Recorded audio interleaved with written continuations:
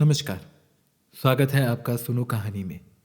आज हम पढ़ने वाले हैं हरिशंकर परसाई द्वारा लिखित निबंध प्रेमचंद के फटे जूते। तो चलिए शुरू करते हैं।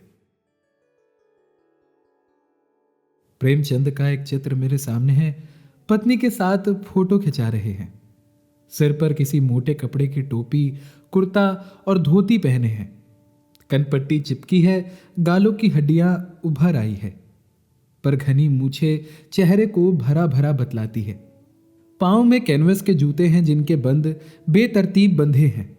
लापरवाही से उपयोग करने पर बंद के सिरों पर की लोहे की पतरी निकल जाती है और छेदों में बंद डालने में परेशानी होती है। तब बंद कैसे भी कस लिए जाते हैं। दाहिने पांव का जूता ठीक है, मगर बाएं जूते में बड़ा छेद हो गया है, जिसमें से अंगुली बाहर निकल आई है। मेरी दृष्टि इस जूते पर अटक गई है। सोचता हूं, फोटो खिंचाने की अगर ये पोशाक है तो पहनने की कैसी होगी। नहीं, इस आदमी की अलग अलग पोशाकें नहीं होगी। इसमें पोशाकें बदलने का गुण नहीं है। ये जैसा है वैसा ही फोटो में खिंच जाता है। मैं चेहरे की तरफ देखता हूं। क्या तुम्हें मालूम है मेरे साहित्यिक पुरखे कि तुम्हारा जूता फट गया है और अंगुली बाहर दिख रही है। क्या तुम्हें इसका जरा भी एहसास नहीं है? जरा लज्जा, संकोच या झेप नहीं है? क्या तुम इतना भी नहीं जानते कि धोती को थोड़ा नीचे खींच लेने से उंगली ढक सकती है? मगर फिर भी तुम्हारे चेहरे पर बड़ी बेपरवाही, बड़ा विश्वास है। फोटोग्राफर ने जब रेडी प्लीज कहा होगा तब परंपरा के अनुसार तुमने मुस्कान लाने की कोशिश की होगी। दर्द के गहरे कुएं के तल में कहीं पड़ी मुस्कान को धीरे धीरे खींचकर ऊपर निकाल रहे होंगे कि बीच में ही क्लिक करके फोटोग्राफर ने थैंक यू कह दिया होगा। विचित्र है ये अधूरी मुस्कान। ये मुस्कान नहीं, इसमें उपहास है, व्यंग्य है। ये कैसा आदमी है जो खुद तो फटे जूते पहने फोटो खिंचा रहा है, पर किसी पर हंस भी रहा है। फोटो ही खिंचाना था तो ठीक जूते पहन लेते या ना खिंचाते। फोटो ना खींचने से क्या बिगड़ता था? शायद पत्नी का आग्रह रहा हो और तुम अच्छा चल भाई कहकर बैठ गए होंगे। मगर यह कितनी बड़ी ट्रेजेडी है कि आदमी के पास फोटो खिंचाने को भी जूता ना हो।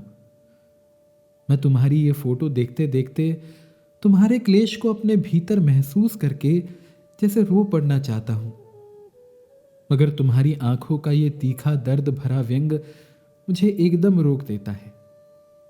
तुम फोटो का महत्व नहीं समझते। समझते होते तो किसी से फोटो खिंचाने के लिए जूते मांग लेते। लोग तो मांग के कोट से वर दिखाई करते हैं और मांगे की मोटर से बारात निकालते हैं। फोटो खिंचाने के लिए तो बीवी तक मांग ली जाती है। तुमसे जूते ही मांगते नहीं बने। तुम फोटो का महत्व नहीं जानते। लोग तो इत्र चुपड़कर फोटो खिंचाते हैं जिससे फोटो में खुशबू आ जाए। गंदे से गंदे आदमी की फोटो भी खुशबू देती है। टोपी 8 आने में मिल जाती है और जूते उस जमाने में भी 5 रुपए से कम में क्या मिलते होंगे। जूता हमेशा टोपी से कीमती रहा है।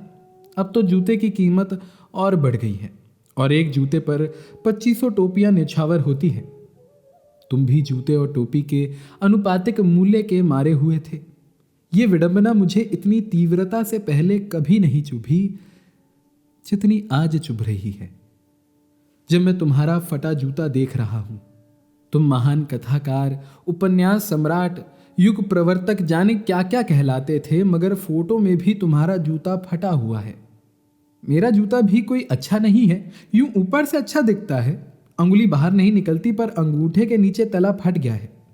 अंगूठा जमीन से घिसता है और पैनी मिट्टी पर कभी रगड़ खाकर लहूलुहान भी हो जाता है। पूरा तला गिर जाएगा, पूरा पंजा छिल जाएगा, मगर अंगुली बाहर नहीं दिखेगी।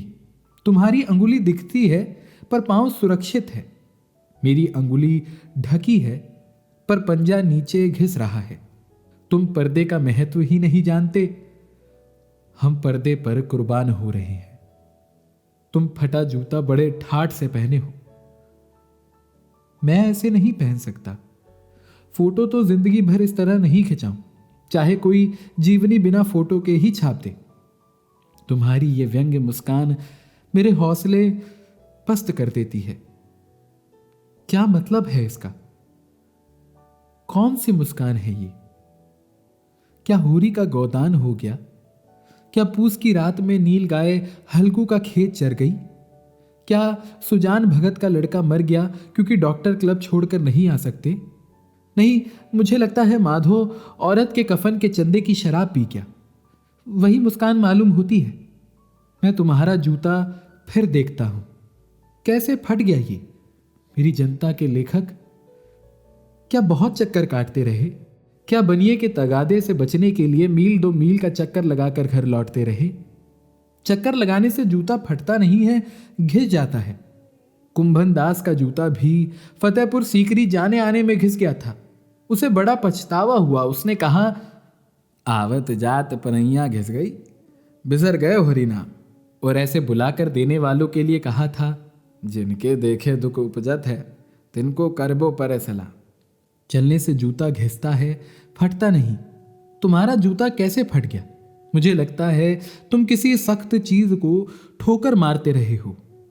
कोई चीज जो परत पर परत सदियों से जम गई है, उसे शायद तुमने ठोकर मार मार कर अपना जूता फाड़ लिया। कोई टीला जो रास्ते पर खड़ा हो गया था, उस पर तुमने अपना जूता आजमाया।